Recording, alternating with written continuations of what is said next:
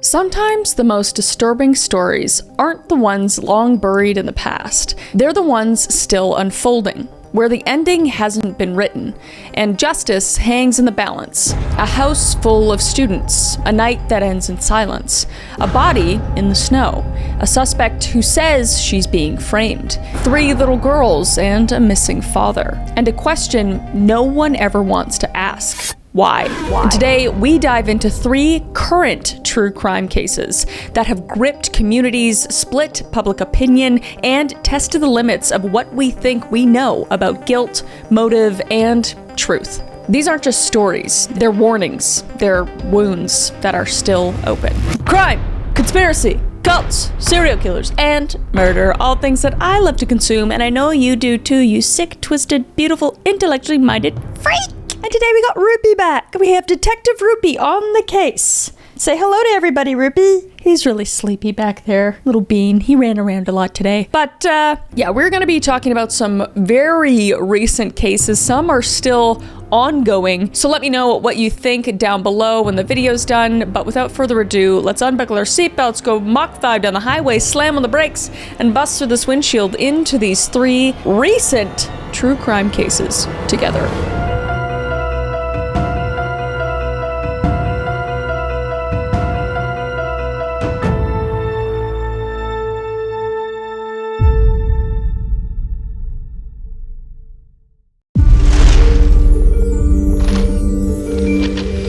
Christopher Kohberger was a 28-year-old criminology PhD student at Washington State University when a horrific crime shook a neighboring community.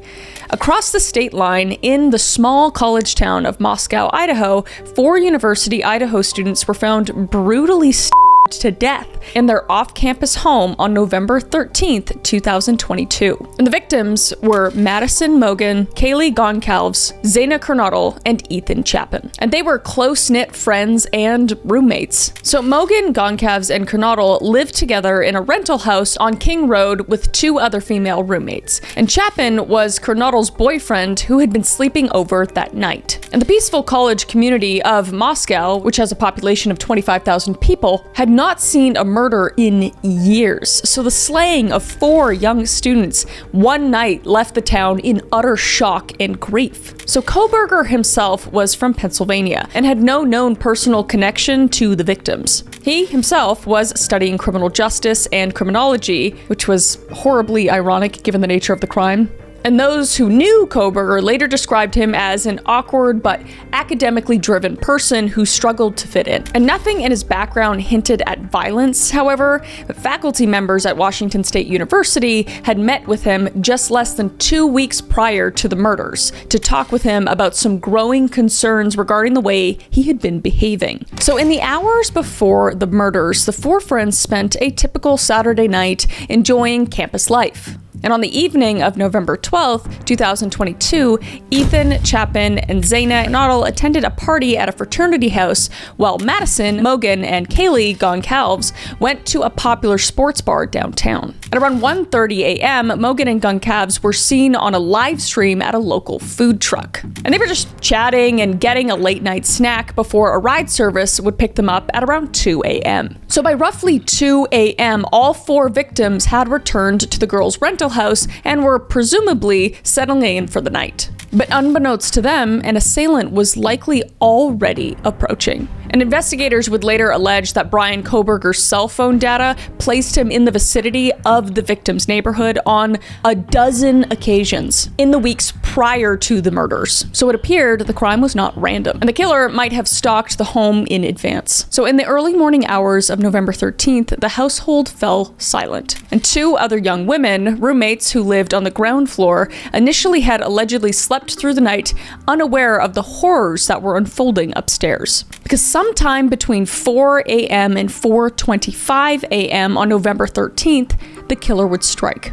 Armed with a very large knife, the intruder entered the 6-bedroom house in complete darkness. And the attacker moved from room to room, ambushing the 4 students. And autopsy findings later indicated that all 4 victims were likely asleep at the time of the attacks. And some would obviously wake up during the attacks and would put up a fight. And we know this because they had defensive wounds, but each was stabbed multiple times in a frenzy of violence. And the brutality of the crime was staggering, and the evidence at the scene suggested the killer was merciless and efficient. So it was extremely planned out. And one of the surviving roommates on the ground floor woke up during the attack, sensing that something was terribly wrong. And according to a police affidavit, this roommate walked out of her door and glimpsed a masked man dressed in black inside of the house. And she noted that he had bushy eyebrows peeking out from his mask as he passed her by. But in a state of shock and fear, she locked her door instead of calling 911. So the intruder fled into the night, and it wasn't until just before noon that same day, nearly 8 hours later, that 911 was called and finally alerted the police to an unconscious person at the King Road house. So responding officers walked into a nightmare because the four college friends were found dead in their bedrooms, and the scene was blood-soaked and chaotic. And investigators also discovered a crucial clue the killer left behind, which was a leather knife sheath lying on the bed next to one of the victims. And that sheath stamped with K-bar. And it had DNA traces that would later prove pivotal. So the college community was horrified as the news broke of a quadruple homicide, and rumors and fear spread fast because an apparent killer was on the loose. And for weeks, there seemed to be no suspect or motive. And memorial vigils were held for Madison, Kaylee, Zaina, and Ethan, even as police worked quietly behind the scenes to catch the person who was responsible. So the investigation into the University of Idaho murders became one of the most intense and scrutinized in recent memory. And Moscow police, assisted by state troopers and FBI agents, sifted through thousands of tips and pieces of evidence. And early on, surveillance videos from the neighborhood provided a lead. A white Hyundai Elantra was seen driving repeatedly near the crime scene around the time of the murders. So detectives traced registrations for that model car and discovered that Brian Kohberger owned a white Hyundai Elantra and drove it cross-country to his parents' house in Pennsylvania shortly after the killings. Suspicious. And meanwhile, forensic testing on that knife sheath found at the house revealed DNA on the snap closure. So investigators would covertly collect garbage from the Kohberger family home in Pennsylvania, and they would obtain a DNA sample which closely matched the sheath DNA, indicating the sheath likely belonged to Brian Kohberger. And they also surveyed Kohberger, often wearing surgical gloves and putting trash in plastic baggies and placing it in neighbors' trash cans. Suspicious.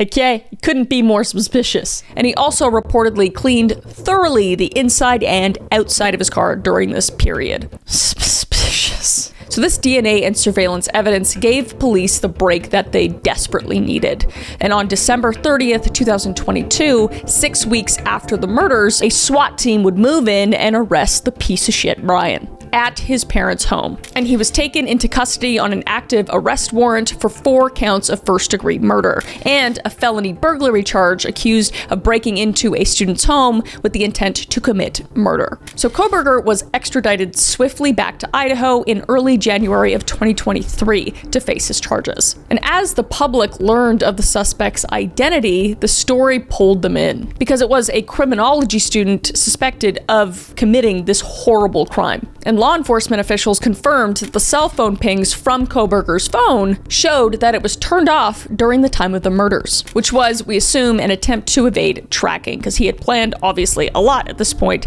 so that would be like the bare minimum. But it pinged in Moscow later on and had been near the victim's residence multiple times in prior months, so he's a f***ing idiot. In addition, Kohberger's campus apartments and office at WSU were searched, and his white Elantra was seized for evidence. And the wealth of digital, genetic, and video evidence gathered by investigators painted a damning picture connecting Kohberger to the crime. So Brian's case was now moving through the justice system, with many still closely watching. including my mother. She's the one who suggested I do this case. Shout out to Mom. She's the one that got me so interested in true crime. Shout out Mama Collins. And in May of 2023, a grand jury indicted Kohberger on 4 counts of first-degree murder, 1 for each victim, and 1 count of burglary. So at his arraignment, Kohberger chose to stand silent, meaning he did not enter a plea himself. And consequently, the judge entered a plea of not guilty on his behalf. So prosecutors announced that they will seek the death penalty if Kohberger is convicted, given the gruesome nature of his crime. Because Idaho is one of the 27 states that permit capital punishment, and this case certainly qualifies for that, in the state's view. And the pretrial proceedings have been extensive. And Kohberger's defense team has filed numerous motions, including efforts to challenge evidence. Notably, they argued to exclude testimony about the eyewitness roommate's description of the intruder's bushy eyebrows, claiming that detail might unfairly prejudice the jury. She's just saying what she saw, and she saw bushy fucking eyebrows on this evil fucking dude. I gotta stop. I gotta calm down. He's not guilty yet, but he is. I don't know. He's not technically, allegedly he's guilty. Allegedly innocent until proven guilty, though. I gotta be careful. The prosecutors responded that such description is factual and should be allowed in the jury's consideration, which I agree with. The prosecutors, for their part, have revealed additional evidence they plan to use, such as Kohberger's own online activity. And court filings indicate Kohberger had purchased a K-bar knife and sheath on Amazon about 8 months before the murders, and that he oddly searched online for K-bar knives in the days after the stabbings. So he was getting a new knife because he forgot his fucking sheath at the house. Like this case is just puzzling together so perfectly. It's insane. And they even say that Kohberger snapped a selfie photo on his phone at 10:31 a.m. on November 13th, 2022, just hours after killing, in which he is smiling. Disgusting. And this photo shows his face and eyebrows clearly that morning, and might be shown to the jurors to compare with the roommate's account. And due to the intense pretrial publicity and community impact, the judge granted a change of venue, and the trial moved out of a small college town of Moscow to a state capital of Boise, Idaho, in hopes of finding an impartial jury. And a sweeping gag order was imposed, barring attorneys and law enforcement from speaking about the case publicly. Doesn't involve me, though.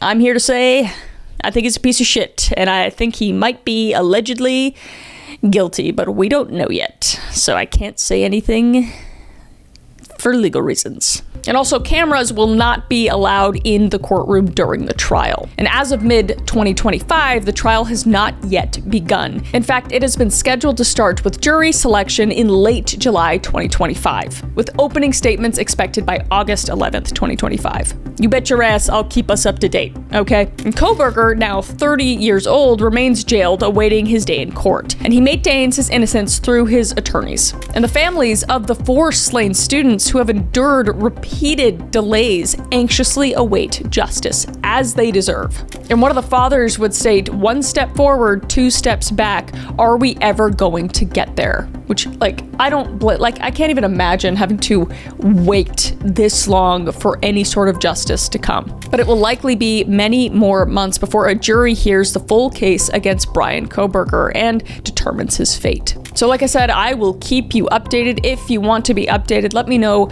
down below. Let me know also what you think down below, allegedly. But with that, let's move on to the next case. On a snowy winter morning in 2022, a Boston area police officer was found fatally injured outside a home, sparking a mystery that remains unresolved years later. John J. O'Keefe III was 46 years old and was a 16-year veteran of the Boston Police Department. And by all accounts, he was a dedicated officer and a caring man. And after his sister and brother-in-law died some years earlier, John had even taken his young niece and nephew to raise them as his own. Just an angel of a man. And at the time of his death, John O'Keefe had been in an on and off relationship with Karen A. Reed. who was a 41-year-old finance professional. Now, Karen Reed held an MBA and worked as a financial analyst and adjunct professor, and she had no criminal history. And the two had dated briefly back in 2004 and reconnected in 2020 during the COVID-19 pandemic, just rekindling their relationship. So by January 2022, they were a couple, and Karen was familiar with John's friends and John's family. So what happened to John? And who killed John? So it began as a night out amongst friends that turned into a baffling tragedy, and the events and investigations that followed would divide opinions and generate intense public interest in Massachusetts. So Friday, January 28th, 2022 was supposed to be a fun night for Karen and John. And that evening, the couple went out for drinks in Canton, Massachusetts, which is a suburb of Boston, meeting up with some of John's police colleagues and friends despite an approaching blizzard. And they started at C.F. McCarthy's pub at around 9 p.m. and then moved across the street to Waterfall Bar and Grill before last call. And included in this group were Brian Albert, who was a fellow Boston police officer, and his wife, Nicole Albert, and his sister-in-law, Jennifer McCabe, and her husband, Matthew, as well as Brian Higgins, a federal ATF agent. So as midnight approached, Brian Albert invited the group back to his house at 34 Fairview Road for an after party. And John O'Keefe and Karen Reed drove together in her black Lexus SUV to the Albert residence around 12:24 a.m. And Karen was unfamiliar with that neighborhood and later said she felt uncomfortable joining the gathering inside. And according to Karen's account, John told her he would quickly go in to make sure they were welcome, and then he walked towards the house around 12:30 a.m. and Karen says she waited in the car for a while, but John would not return. So feeling slighted and growing impatient, perhaps suspecting that John wanted to stay and party without her, Karen decided to leave. So she drove off alone and headed back toward John's home, where she had been staying that night. And phone records would later show that Karen's phone connected to John's home Wi-Fi at 12:36 a.m., indicating she was back at his house around that time. But throughout the early morning hours, Karen tried to reach John repeatedly, and she called him and texted him multiple times, growing increasingly angry and worried when he didn't answer. In fact, Karen left 8 voicemails on John's phone roughly between 12:36 a.m. and 1:18 a.m., and their content revealed her emotional state. In one message, she yelled, "John, I f***ing hate you." And in another, she angrily accused him of abandoning her to go party or cheat on her. And in these voicemails later played in court, Karen's language was explicit and furious, showing she was intoxicated, upset, and just felt betrayed. And eventually, around 1:30 a.m., Karen fell asleep at John's house next to his 14-year-old niece, who was in Karen's care that night. And when Karen woke up around 4:30 a.m. and realized that John had never come home, panic started to set in. So she tried calling John again, but still got no response. And by 4:53 a.m., a worried Karen reached out to Jennifer McCabe asking if John was still at the Alberts house or if anyone had seen him at all. But no dice. So Karen would then phone another friend, Carrie Roberts, for help.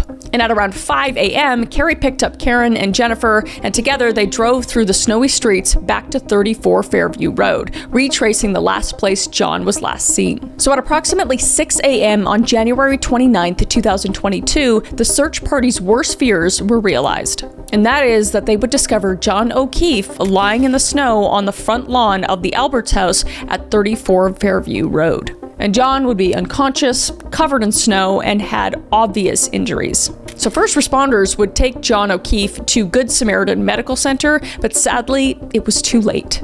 And he would be pronounced dead in the emergency room around 8 a.m. that morning. And an autopsy later revealed John had suffered severe head trauma and a large laceration on the back of his head, multiple skull fractures, bruises to his eyes and nose, and a cut above one eye and a scratched knee.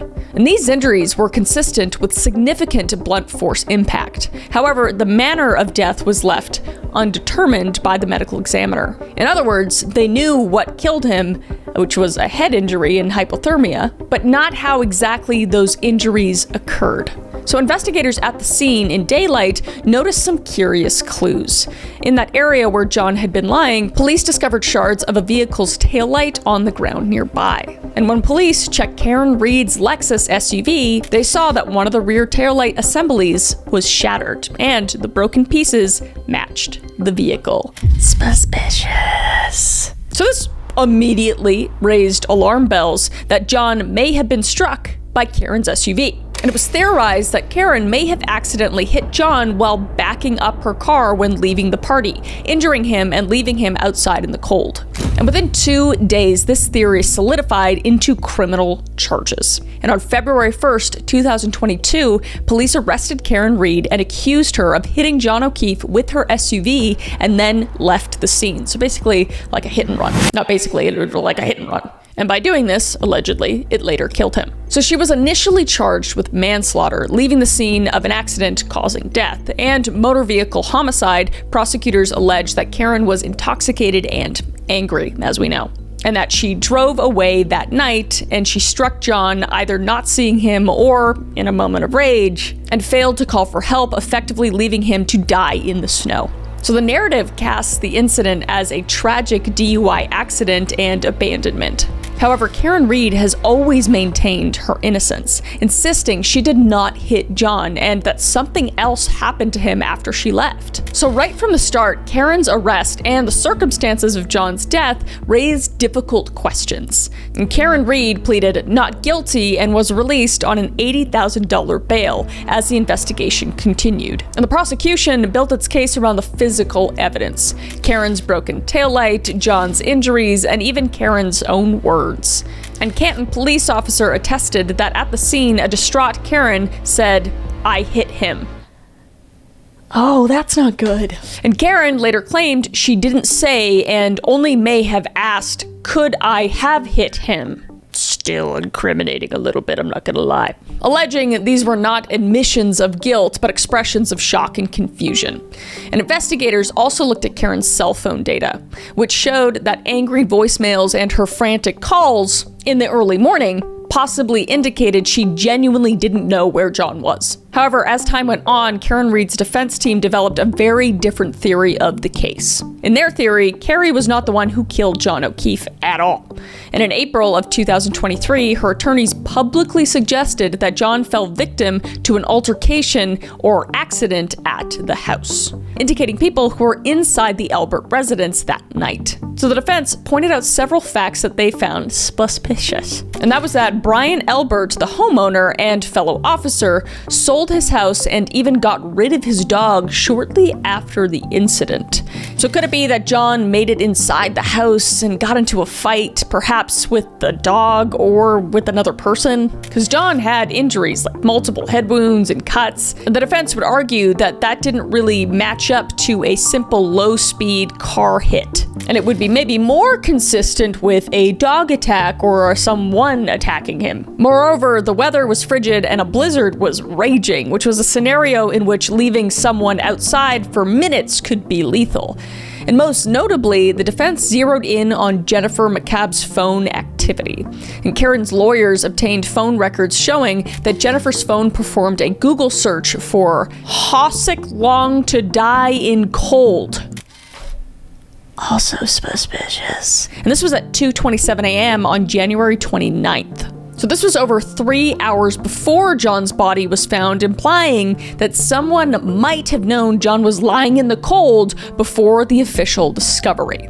A lot of shady shit going on. So Jennifer McCabe would deny any wrongdoing, and she told the police that the timing was a misunderstanding and that she actually searched that phrase later around 6:30 a.m. after they found John. But the defense argues that at 2:27 a.m. the timestamp was accurate and extremely incriminating. So in their theory, some of the people at the house, possibly Brian Albert and Jennifer McCabe, caused his injuries, and then cooperated in a cover-up to pin the blame on Karen Reed. So as this battle of theories played out, the case became something of a local scandal. But it would reach to Canada, where my mother is, and she also suggested this case. She's on it. And in June of 2022, a grand jury formally indicted Karen on an upgraded charge of second-degree murder, along with the other charges, moving the case to Superior Court. But the prosecution stuck to its narrative. Karen struck John with her car while drunk and angry and then left him. And the defense, however, was given some leeway by the judge to pursue an alternative culprit theory at the trial, if they could back it up with evidence. And there were also whispers of a conflict interest, which was some pointed out that the multiple people at the house that night had law enforcement ties, because Brian Albert was a cop and another guest was an agent, just fueling speculation of a police cover-up to protect one of their own. So faced with these dueling narratives, authorities still proceeded against Karen, and she was put on trial in 2024, and the case garnered huge media attention in Massachusetts and in a small town in Canada, with true crime enthusiasts picking apart every detail on social media. Was Karen a cold-hearted killer who hit her boyfriend and didn't look back? Or was she an innocent woman being framed to hide someone else's guilt? And the truth remained uncertain. So Karen Reed's first trial for John O'Keefe's death began in April of 2024 and lasted several weeks long. And prosecutors would present evidence like the taillight fragments, a hair matching O'Keefe's that was found in Reed's car, which, I mean, he's already been in that car, so that's not even evidence, basically. And a testimony highlighting arguments and tension in their relationship. But the defense, in turn, highlighted the alleged cover-up and conflict of interest between Michael Proctor, which was the lead investigator, and the Albert family, and the possibility that John's injuries, like the skull fracture, could have come from an assault, and that Reed's taillight was intact at the Albert's residence. And the courtroom saw technical experts debating injury patterns and friends of John and Karen's testifying to the character and events that happened. So it was just a dramatic trial filled with scientific evidence and emotional testimony. Yet, when the jury deliberated, they could not reach a unanimous verdict. And in July of 2024, Judge Beverly Cannon declared a mistrial due to a hung jury, and the jurors were starkly divided, unable to agree on Karen's guilt or innocence. In fact, some jurors later revealed that they had unanimously pleaded not guilty on at least 2 of the charges. So this uncommon post-trial disclosure added more controversy, with Karen's team briefly appealing on grounds of double jeopardy, arguing she shouldn't be retried for charges some jurors acquitted her on. But those appeals would not prevent a retrial. And the Norfolk County District Attorney's Office immediately vowed to retry the case, and Karen Reed once again faced the possibility of conviction. So Karen's second trial began in April of 2025. And by now the case had been in headlines for 3 years, and the public had become familiar with its twists and turns. So the retrial went forward with largely the same evidence, though both sides adjusted their strategies based on lessons from the first trial. And interest was so high that local news live streamed the trial each day. And during this period in March of 2025, news broke that Michael Proctor had been fired for misconduct related to this case, which was a fact that the defense would use to further attack the investigation's credibility. So the judge continued to limit how directly the defense could accuse third parties without any hard proof. But the narrative of a possible cover-up was certainly on the minds of the observers. So as of June 18th, 2025, Karen Reed's second trial came to a close, and the case went to the jury. And after deliberating for 4 days, they acquitted Karen Reed of second-degree murder, manslaughter while operating under the influence, and leaving the scene of an accident resulting in death. But she was, however, convicted of driving under the influence of alcohol, which she will serve 1 year of probation for. So the jurors must weigh 2 very different explanations for John O'Keefe's death. And the story prompted broader discussions of how police handle cases involving their own, and how evidence should be scrutinized to avoid miscarriages of justice. And Karen Reed insists she loved John and would never have harmed him, while John's family and prosecutors remain equally adamant that she is responsible. Whoa. And they would call the verdict a devastating miscarriage of justice. Massachusetts State Police issued a statement that they continued to work to improve their oversight and accountability after the events that took place in the Karen Reed case. So as of right now, she's acquitted. She's innocent.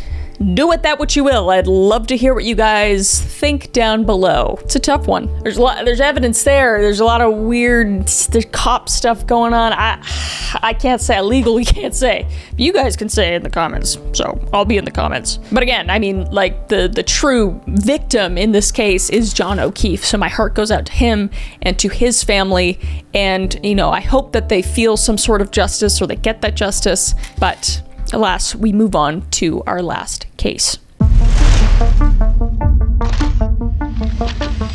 So this third case is a heartbreakingly recent tragedy, and it does have to do with children, so fair warning. So Travis Caleb Decker, who's 32 years old, is an Army veteran and father from Washington State who stands accused of the unthinkable, and that is murdering his 3 little girls. So Travis and his ex-wife, Whitney Decker, had 3 daughters. Peyton Decker, who was 9 years old, Evelyn Decker, who was 8 years old, and Olivia Decker, who was 5 years old. And by May of 2025, Travis and Whitney had been divorced for a couple years, and Whitney had full custody of the children, while Travis had limited visitation rights.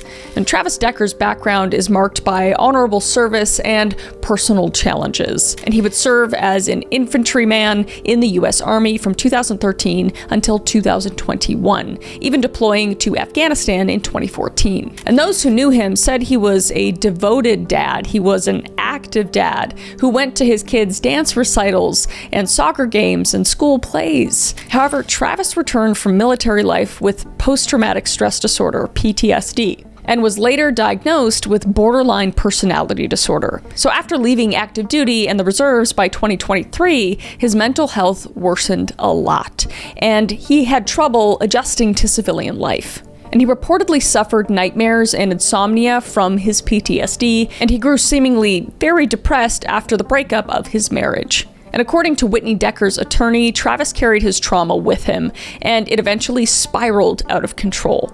And by late 2024, Whitney became concerned enough about Travis's mental health and stability that she asked a court to restrict his parenting time. So a judge would set a strict visitation schedule, and Travis could only spend a few hours with the girls on Fridays and 8 hours every other weekend, but only during the day, and he had to remain in the local area with them. So this plan was meant to keep the children safe while still allowing them to have a relationship with their father. So leading up to May 2025, Travis had been complying with these visitation rules, and there were no obvious red flags of violence at this point. He was, however, in a very fragile state. He had recently lost his housing, becoming effectively homeless and staying in motels and at campgrounds, and he talked about having financial troubles as well, like wage garnishments for child support. And in conversations with his ex-wife, Travis expressed despair, saying he had nothing except for you and the girls in his life. And Whitney knew he was depressed, but he had never been violent towards her or the kids. And she still cared about his well-being, even as they led separate lives. So tragically, no one around Travis anticipated the storm that was brewing inside him. So Memorial Day weekend of 2025 was the appointed time for one of Travis's longer visits with his daughters. And on Friday of May 30th, 2025, Travis was scheduled to have the girls for a few hours in the evening.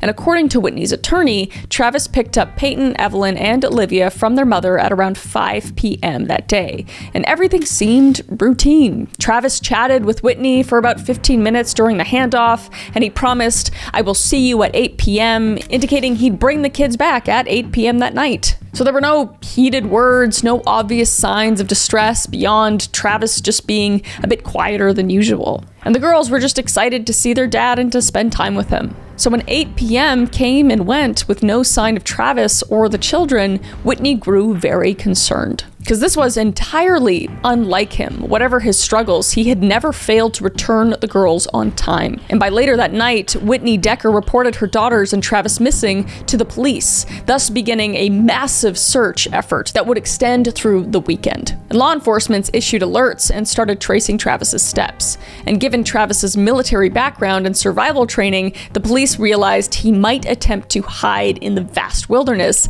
in Washington's forests. And they also knew he was emotionally very unstable. So a sense of dread hung over everyone as the search continued day and night, and Whitney and her family were distraught, but still hoping that Travis had maybe just taken the girls camping or on some impulsive adventure. So there was faint hope that the situation just might resolve safely. But unfortunately, that hope would be shattered on Monday. Because on Monday, June 2nd, 2025, after a 3-day intensive search, authorities made a grim discovery. And at around 3:45 p.m., sheriff deputies found Travis Decker's vehicle abandoned near the remote Rock Island campground in Chelan County in the Okanogan-Wenatchee National Forest of central Washington. And inside the truck were the girls' car seats, blankets, food, and Travis's wallet. And disturbingly, deputies also noticed what appeared to be 2 blood handprints on the tailgate of the pickup truck. And nearby, there were signs of a recent campsite hidden off trail. So as they searched the surrounding area, about 100 yards from the truck, down a small embankment, officers would find the bodies of Peyton, Evelyn, and Olivia. And the 3 sisters were lying together on the forest floor. And later that week, autopsies confirmed the cause of death of all 3 girls was suffocation, and the manner of death was homicide. So these innocent children had been killed, and the prime suspect was their own father. And it's hard to fathom the horror and betrayal these kids must have experienced. It's just heart-wrenching. However, at the site, one crucial thing was missing, and that was that Travis Decker was nowhere to be found. So the discovery of the bodies triggered a massive manhunt for Travis, who allegedly fled into the wilderness on foot. And adding a bizarre wrinkle, authorities did find Travis's pet dog alive in that area on June 2nd. And the dog was recovered safely and handed over to the Humane Society. So it seemed Travis let his dog go before disappearing. And they also found blood evidence. At least one sample of blood at the campsite belonged to a male, which was likely Travis. And another blood sample was determined not to be human blood, and that non-human blood might have come from the dog or another animal, indicating Travis could have injured himself or an animal out there in the wilderness. In any case, the forensic clues left little doubt that Travis had planned and carried out the of his children in that forest. And the of Peyton, Evelyn, and Olivia just sent shockwaves far beyond Washington state. And the public struggled to comprehend how a father could commit such an atrocity to his own children. And those who knew Travis were equally as stunned, apparently. And his ex-wife's attorney later reflected, he was a loving man, but something broke, and whatever monster came out of him, it's something that he was trained to do in the military. So the attorney emphasized that Travis had serious untreated mental health issues, and that Whitney felt the system really let Travis down. If somebody would have provided Travis with the help that he needed, those girls would be alive, she would say. And it's just a sober reminder that mental illness, when left unchecked, can have a truly devastating consequence. But even with that context, nothing can justify or erase the horror of what happened to those 3 innocent children. So with Travis Decker on the run after killing his own daughters, law enforcement agencies launched one of the largest manhunts in Washington's recent history. And local police, county deputies, state troopers, federal agents, helicopters all marshaled to find the fugitive father. And given Travis's army background, authorities warned that he was well-versed in wilderness survival and capable of hiding out for an extended time in very rough country. And they also considered him very dangerous. So the governor of Washington, Bob Ferguson, even authorized emergency funds and called up the National Guard units to assist in the search, providing helicopters and personnel to comb through vast forests and mountains for signs of Travis. And the U.S. Marshal Service joined the hunt as well, adopting the case due to the egregious nature of the crime and the interstate flight risk. And the marshals would offer a $20,000 reward for information leading to Travis's arrest. And wanted posters with Travis Decker's face went out nationwide. And the police urged the public in several counties to be on high alert. And people living near wilderness areas were told to lock their doors and leave outdoor lights on and check security cameras because Travis might try to break into the cabin or home for shelter, saying, "Please secure your homes and vehicles, stay alert, and report any suspicious activity to 911. So fear just rippled through many rural communities in Washington as the manhunt stretched from days into weeks. And despite the dense terrain, there were promising leads. On June 10th, 2025, about a week into the search, officials said that they had tracked a person they believed to be Travis moving on foot near Blowett Pass, not far from where the truck was found.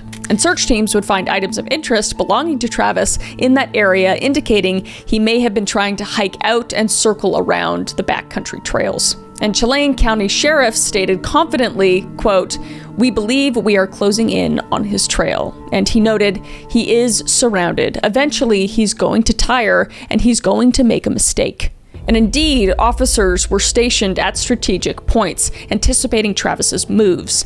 As the sheriff put, quote, "There is nowhere that he's going to be able to go to that we don't have units waiting for him." And these strong words underscored how determined law enforcement was to capture Travis and prevent any further harm. So the search area expanded into neighboring counties as time went on, and with coordination among multiple sheriff's offices in case Travis tried to traverse county lines through the national forests. So the public, horrified by the crime, flooded authorities with over 500 tips by mid-June, and specialized tracking units analyzed every single clue. Footprints, campsite embers, even how he might source water or food. And the manhunt was exhaustive and dangerous, and searchers had to be cautious as Travis could potentially ambush anyone who found him. But as of June 18th, 2025, Travis Decker has not been captured, and the manhunt is in its third week and ongoing. And police remain on high alert, and the search continues in the rugged wilderness of Washington. Because with his military training, Travis has managed to elude capture so far, but authorities believe it's only a matter of time, and they are effectively trying to starve him out or catch him when he inevitably makes a mistake or grows too weak to continue. So each passing day raises tension, because we don't know if Travis will be found alive to face justice or if he'll be dead. But for now, the community can only remain vigilant and pray for a swift, safe resolution. And Whitney, despite her own unimaginable loss, has expressed surprising sentiment, saying, "A lot of love and empathy for Travis and who he is at his core." And her attorney said that even as she grapples with his monstrous actions, it's a testament to the complex emotions at play. She just wants him to be found, but she mourns the man she thought she knew. And legally, the case against Travis Decker is already underway, even as he remains a fugitive. And authorities in Chelan County swiftly charged Travis with multiple counts of first-degree murder for the Peyton, Evelyn, and Olivia, and as well as the charges of kidnapping. So an arrest warrant has been issued, and if and when Travis is caught, he will be arrested and brought before a court in Washington to face these charges. So given the severity, this could qualify as an extraordinary case for a life without parole. But for now, these questions are hypothetical, and the priority is to capture Travis alive. So if Travis is apprehended, his mental health will likely become a central issue in legal proceedings, and his defense might argue insanity or diminished capacity, pointing to PTSD and psychological breakdown. And in the public statements, Whitney Decker's side has already suggested that the mental health system failed Travis, implying that his actions, while heinous, were the result of untreated illness. And such arguments might influence sentencing if there's conviction, but it does not erase his responsibility. Law enforcement officials, meanwhile, have made it clear that despite Travis's background, the brutal murder of 3 innocent children is an unforgivable crime. Quote unquote, "As a parent, my heart goes out to Peyton, Evelyn, and Olivia's mom. The brutal murder of these young children shocked our state," said Governor Ferguson when activating resources for the manhunt. And until Travis Decker is found, the legal process cannot fully move forward. He is effectively a fugitive from justice, and I implore you to be vigilant if you're in the Washington area or any of those surrounding states, to look at this face, remember it, and if you see it, use extreme caution and call authorities. So I'm praying that he is caught and is brought to justice, and my heart goes out to Whitney and to obviously those girls who passed away. think these newer cases are important, especially in this case, because I personally didn't even know about this case until my mom pointed it out. So I don't know, maybe somebody will see him from this video and he'll be brought to justice. But even if he's not, I think this is still important. So with that, I'm gonna stop getting emotional, and I will see you in the next video. Okay, bye.